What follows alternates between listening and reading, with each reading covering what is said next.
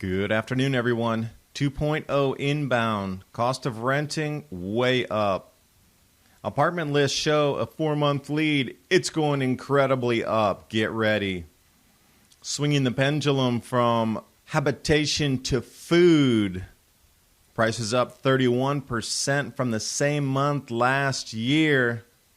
The government comes to the rescue with a 21% increase in the SNAP program.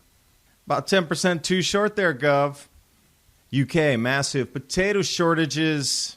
And a look at 10 items that sell out after a crisis. You probably want to get a few of those right now.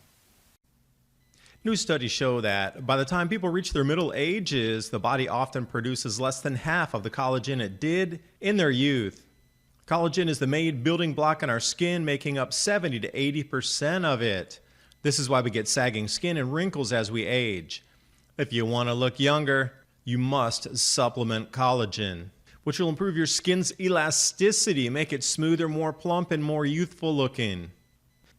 That's why Ageless Multi-Collagen provides 5 key types of collagen you need from 4 different sources, essential to optimally support an array of full-body benefits.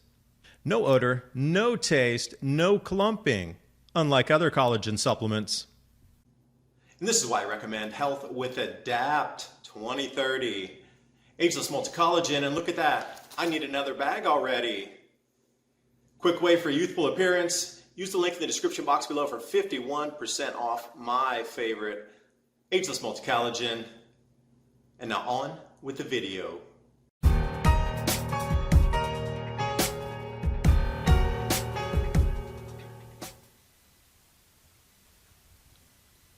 And we kept hearing this hyperinflation was transitory, but it appears not. Another bait and switch. How many times have we seen this since 2020? How many weeks was it to make the curve go away?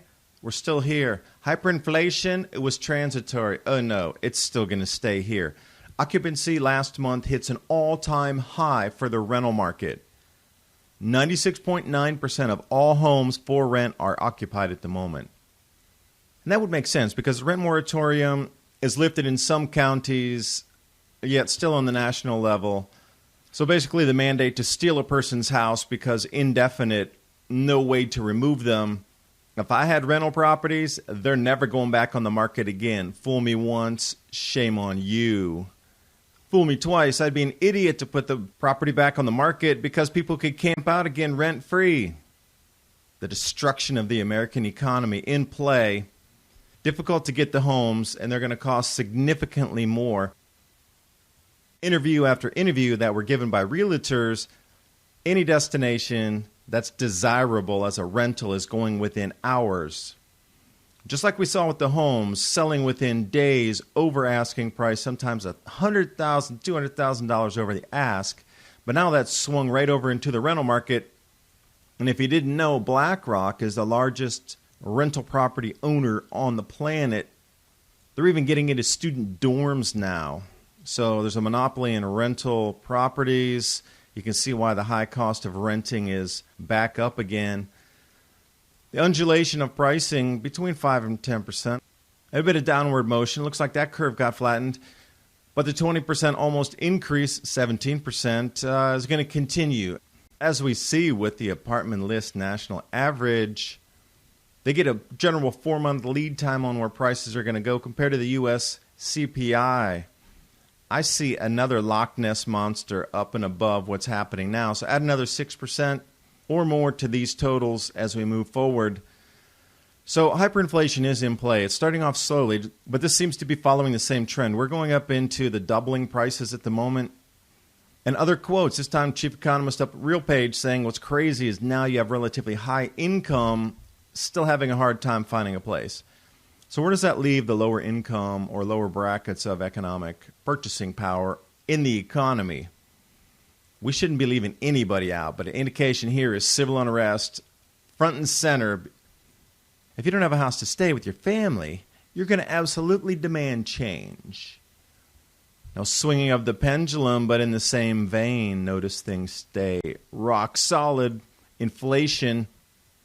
We can see the pattern here. This is the United Nations FAO showing us food pricing from 2010 through present. I do believe that yellow line is going to eclipse 2010 moving forward, because what was different after the financial crisis compared to today when we're actually losing crops in the field. That was economic driven, the 2010, 11, 12 spikes. Yeah, there were a couple nasty weather events that pulled back some American production. But what we're seeing now is pullbacks on global production everywhere. Especially right now with the dollar going into its tailspin and hyperinflation allowed to run. There's nowhere for food prices to go but up and up. Big Joe, the future of the auto industry is electric. Well, that's a great way to take a lot of ethanol mandate and usage off the table. Save the food from going into the car to buy yourself another few months or maybe another year, because a lot of ethanol is produced with corn and wheat. Isn't it magic right now, the time with massive food prices going up, and we get a reprieve from having to use food in our gas tanks? Oh, look at the wheat futures off Chicago Board of Trade. We'll see that same spike, and then these spikes are definitely going to eclipse 2013 wheat prices.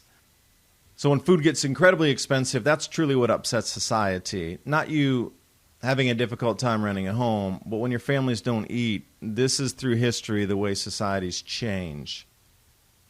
And taking the wider view across a global landscape, this article went through 4 different continents, following families on how they change their food intake and what they bought, because food prices have risen 31% since the same month last year.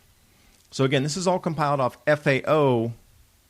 The drawback from the article is using the United Nations FAO numbers, which are so far under what the reality is on the ground, when even in the article they talk about food prices tripling in Nigeria, for example, where they moved away from beans of a certain type because food tripling.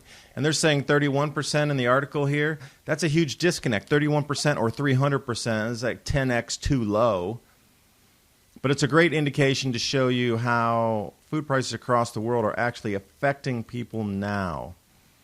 And then right on top of that, Biden raises the SNAP food stamp program, the highest ever, up 21% from pre-pandemic levels. Yet you just saw the FAO, food's up 31%. So it seems like there's a lot of buying a few extra months of time to stave off our fate here, whether it be ethanol mandates removed to try to lower prices on commodities, or just give people more money so they don't complain for an extra few months until it gets unbearable in 2022. Now, the UK facing shortages of chips, roast potatoes, floods across Europe ruining the crops. Now, they say unprecedented weather on the continent, but if we go back to the modern minimum, we would find this is a normal grand solar minimum weather pattern, and it shall continue, and this is how crops are lost, and then these famines occur, and how the society is so shaken and shifted. We got 8 billion people. Now, they couldn't grow food when there was 750 million people on the planet, so I'm wondering how it's going to go with, almost 10x that population and still the same result of not being able to grow food. A couple of the authors in there were questioning, saying, wait, doesn't Ireland still grow potatoes? Like, why are we relying on the EU imports for our potatoes with the shortages? But Belgium, Germany, and the Netherlands saw major flooding last month. It should say all-time record 400-year rains, repeating on a grand solar minimum cycle major flooding last month, but, they won't do that. So the Irish Farmers Association are also expecting smaller crops, but the questions are also being asked, does Ireland not fit into this whole mix here? Why is it all EU-based potatoes? And doing the research for this vid, I found quite the nice labeled refrigerator in times of emergency. This was just the random person getting ready with their frozen foods. They have 2 freezers, apparently. It's nicely labeled there, like the venison down on the right. And no, this is not my freezer, but I approve of this.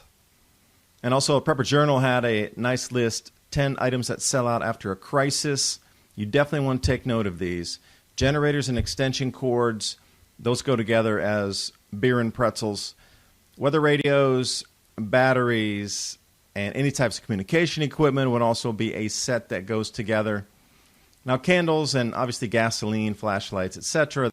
But what I didn't think about was industrial fans. Those are those big giant ones you set on the floor that spin with the large blades to A, cool homes faster, B, dry things out faster with less electricity. I didn't realize the draw on the industrial fans isn't very high compared to trying to run 5 or 6 smaller fans in your house. You're going to get way more bang for your buck on an industrial fan.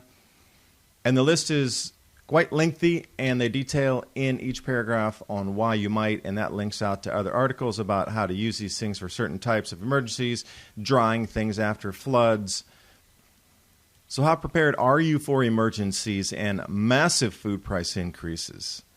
My Patriot Supply and Adapt 2030, the 3-month emergency food supply, 25-year storable foods, as well as you're going to be saving yourself money buying now compared to in a few months as commodities prices continue never-ending increases until we also become the Weimar Republic.